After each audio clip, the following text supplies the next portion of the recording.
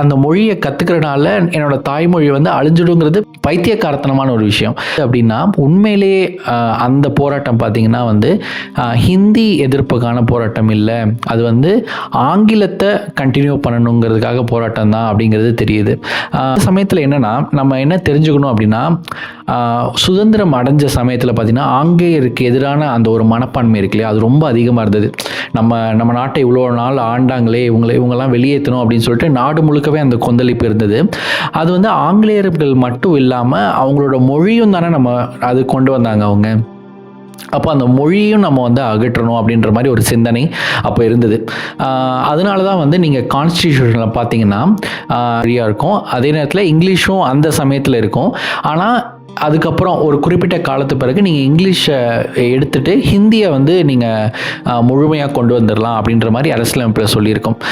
இது ஏன் சொல்லப்படுச்சுன்னா, எதுக்காக நம்ம இன்னொரு அந்நிய மொழியை வந்து நம்ம இந்தியாவில் வந்து அது வந்து அரசு மொழியாக வச்சுக்கணும், நம்மளுடைய மொழியான ஹிந்தி இருக்குல்ல அது எல்லாருக்கும் பரவலாக தெரியணுனால தெரியாத ஸ்டேட்டுக்கு மட்டும் நம்ம அதை கொஞ்சம் கொண்டு போயிட்டோம் அப்படின்னா மொத்தமாக ஹிந்தி பேசுகிற ஸ்டேட்டாக நம்ம கொண்டு வந்துடலாம், நாடாக கொண்டு வந்துடலாம் அப்படின்னு மாதிரி நினச்சாங்க. அது வந்து ஒரு உண்மையான நினைப்பு தான். ஏன்னா நம்மளோட இந்திய மொழிகளை நம்ம கற்றுக்கணுங்கிறது அந்த நினைப்பு கரெக்டு தான்.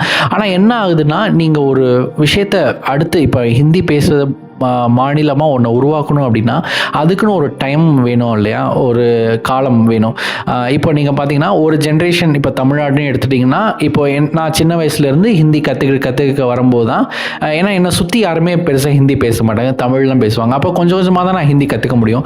அப்போ எனக்கு ஒரு மேபி ஒரு 40-50 வயசில் தான் கொஞ்சமாவது நான் ஒரு வருஷமாக கற்றுக்கிட்டே வந்தேன்னா, அந்த ஹிந்தியை கொஞ்சம் கொஞ்சமாக கற்றுக்கிட்டே வந்தேன்னா தான் ஒரு 30-40 வயசில் நான் ஹிந்தி கொஞ்சம் கொஞ்சம் பேச ஆரம்பிப்பேன். அப்புறம் என்னோட குழந்தை வரும்போது அவன்கிட்ட நான் இன்னும் கொஞ்சம் அதிகமாக அந்த இன்ஃப்ளூயன்ஸ் பண்ணி அப்போ அவன் கொஞ்சம் கொஞ்சமாக ஹிந்தியை பேச ஆரம்பிச்சு அப்போ இது வந்து கண்டிப்பாக ஒரு 60-70 வருஷம் எடுக்கக்கூடிய ஒரு ப்ராசஸ் தான். அது கண்டிப்பாக நம்ம பண்ணால் ஒழிய இது வராதுன்னு வச்சுக்கோங்களேன். ஸோ அந்த மாதிரி சமயங்களில் பார்த்திங்கன்னா அவ்வளோ டைம் அவங்க அவ்வளோ டைம் கொடுக்கல. கான்ஸ்டியூஷனில் பார்த்திங்கன்னா வெறும் 15 வருஷம் தான் கொடுத்துருந்தாங்க. அதுக்கப்புறம் வந்து அப்போ இருந்தவங்க ஓகே ஹிந்தியை வந்து நம்ம இந்தியா முழுக்க வந்து அரசு மொழியாக மாற்றணும் அப்படின்னு நினச்சிருந்தாங்க.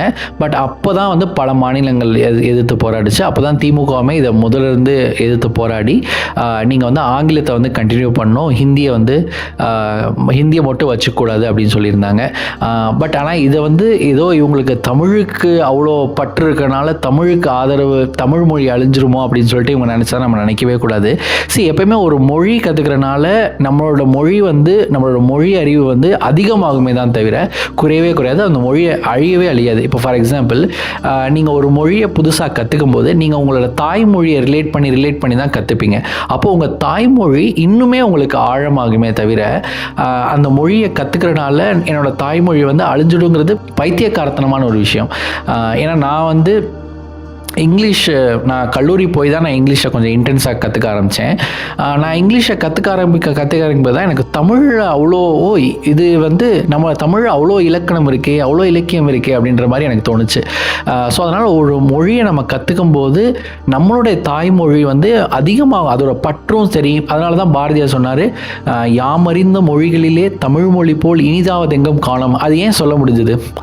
அவர் தமிழ் மொழி மட்டும் கற்றுக்கலாம் இல்லையா, கற்றுக்கிட்டா அவரால் சொல்ல முடியாதுல்ல. மற்ற மொழிகளும் கற்றுக்கிட்டனால தான் அவர் தமிழ் மொழியில் இன்னும் பற்று அதிகமாகி பாருங்கள் தமிழ் மொழி வந்து இவ்வளோ சிறப்பாக இருக்குது அப்படின்னு சொல்ல முடியுது. அதனால் மற்ற மொழிகளை நம்ம கற்றுக்கும் போது நம்மளோட தாய்மொழி எதுவுமே ஆக போகிறது கிடையாது, இன்னும் அது வளர்ச்சி அடைந்து தான் ஆகும்.